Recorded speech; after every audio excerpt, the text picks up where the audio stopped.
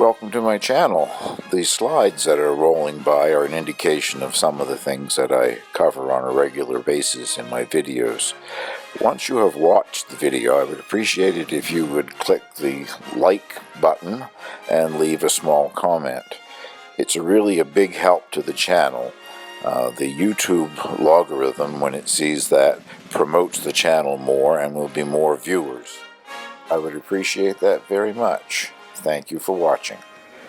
Well, it's time for an update, I guess. I'm going to show you first what's happening here in the light garden. And before the video ends, I hope to take you out to the greenhouse and show you what I'm working on out there. I've removed all of the raised beds that had the wooden frames around them.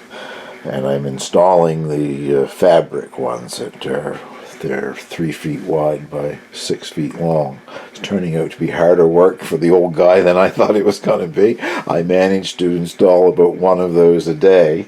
There's a lot of shoveling involved and whatever, but it's coming along.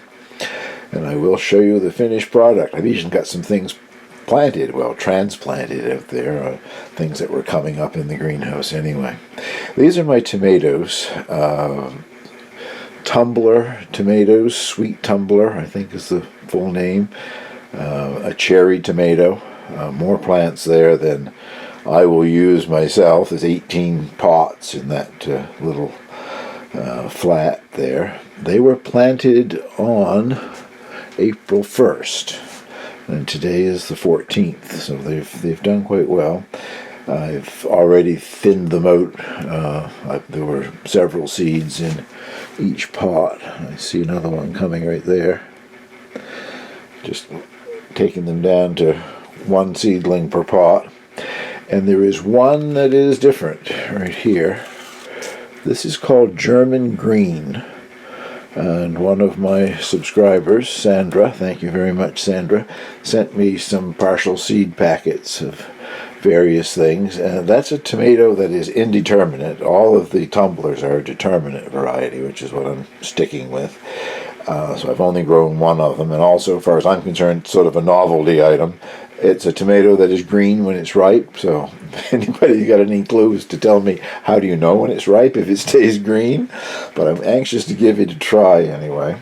Sandra also sent me several other little packets of seeds, a melon in particular. I'm going to try the melon in the greenhouse, see how that works out.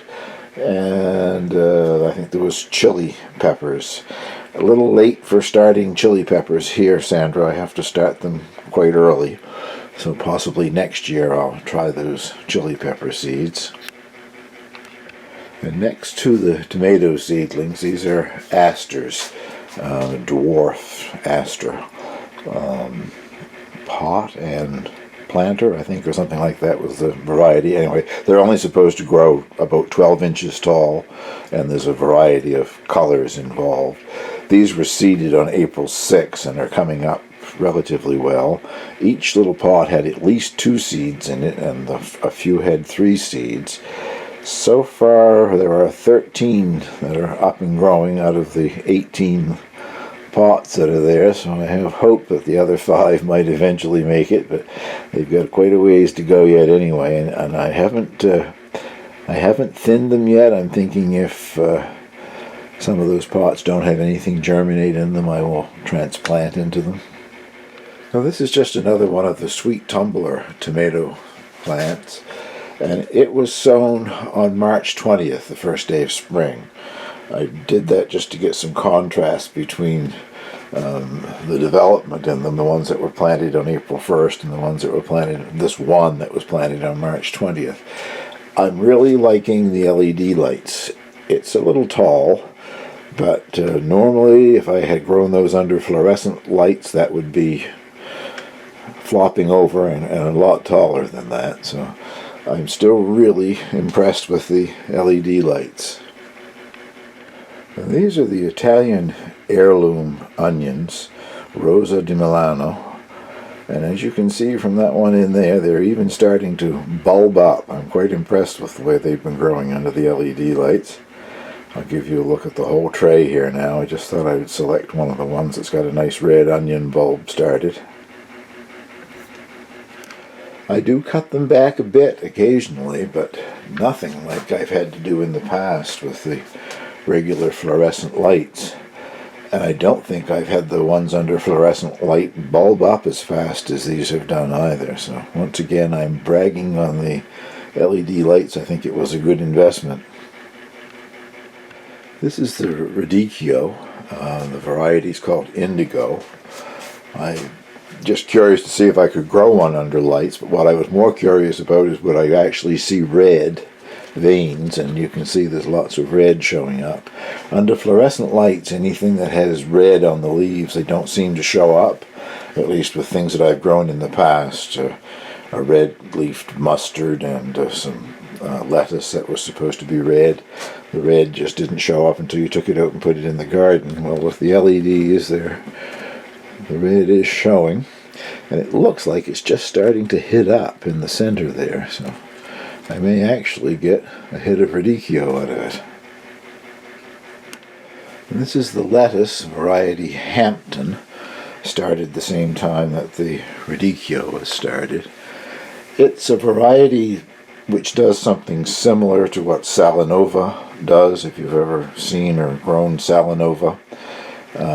It doesn't form a head, sort of oak leaf shaped leaves there, I guess, on this, but it will be quite a mass of them when it's fully grown, and with one cut at the base it all falls apart and is ready for a salad.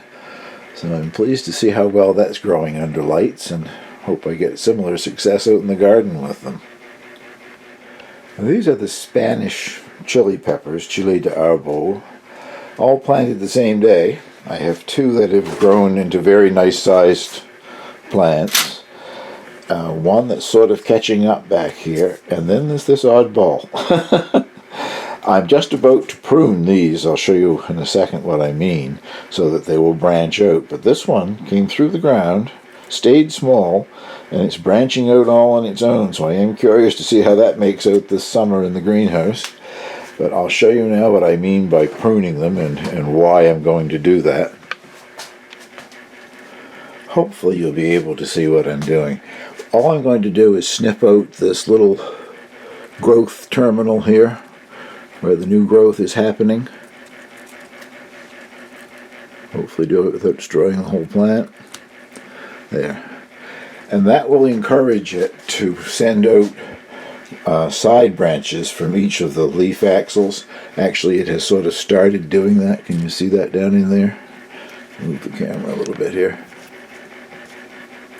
It has started putting some out already, but taking that growth terminal away will cause it to increase that, and you get a stockier plant with more branching, hopefully. So I will continue and do that to the other three that are relatively large. And the next thing that I will show you is the work that I have done in the greenhouse. Well, can you read me? It's big enough, you should be able to. It's like a billboard. For the benefit of anybody who is watching on a phone or a small screen, it says, "I just want to work in my garden and hang out with my chickens." That just about covers the whole thing. Well, the working in the garden has been happening now for several days, and I'm exhausted, but I'm 2/3 of the way through. There are going to be 6 of these fabric raised beds in here, and I have 4 of them in. So another couple of days they should be in, but then there's still a lot of work to be done in here. Where I'm standing is sort of like it's going to be the central aisle. It's about 4 feet wide, so I can bring a wheelbarrow or a cart or anything that I want to bring in here. But it's still got a lot of soil that's heavily compacted from me walking back and forth on it. But I can shovel that out and break it up, and it'll be great to use in containers. I'll take you around and show you what I have done so far with the 4 beds that I've got installed anyway. 2 of them are planted and 2 are empty. So let's have a look at them. This is the one that I just did this morning. I have probably said before, but they're roughly 3 feet wide and 6 feet long. and divided into 8 compartments. And I'm just reusing the soil that's been in here for ever since I built the greenhouse. It's had so many different kinds of compost and additives added to it. It's still to me it looks like a very rich soil. I probably will add composted manure of some sort this summer. One of the ones that you can buy, steer manure or one of those. But anyway, that's the latest one. This one I did, I think maybe the day before yesterday. The strawberry plants that I grew from seed last year, they're an ever-bearing, so they bear smaller amounts of fruit after the main crop in June or July here, but they continue to bear right up until frost.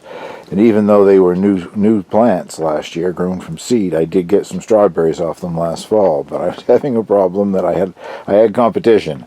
I'm not sure who it was: bunny rabbits, raccoons, porcupines, mice, you name it. Something was eating them. I would watch one that was partially green and say, oh, that'll be great tomorrow, and go out and it's gone, or it's just a little teeny bit of it left. So I decided to move them in the greenhouse. There were 9 plants. There's 8, as you can see, or you can see partially, I guess. There's 8 in that planter, and I have 1 that I've put over in another planter. This one is empty. It's the one that I did yesterday. This, I think, is the first bed that I planted. On the left, those are onions that came up from last year, small ones that died off early or whatever, and have come up and grown again this year. They will try to bolt and go to seed.